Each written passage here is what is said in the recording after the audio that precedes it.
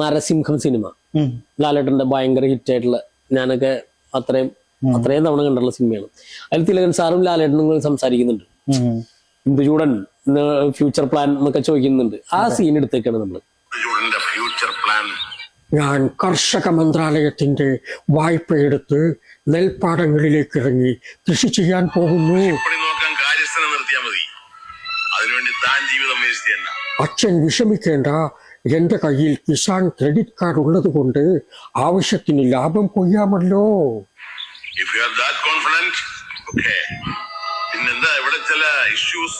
ചിലയിടത്ത് ചാരം, ചിലയിടത്ത് പുക. എന്താ അച്ഛനൊന്നും മിണ്ടാത്തത്?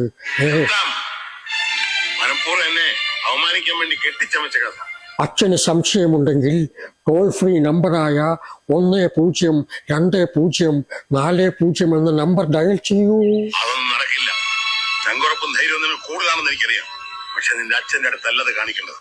ഇങ്ങനെ പോയാൽ അച്ഛൻ വലിയ വില കൊടുക്കേണ്ടി വരും. വലിയ വില. മഹാപരാധമാണ് ഞാൻ ചെയ്തത്. ഉണരൂ ഉപഭോക്താവേ, ഉണരൂ.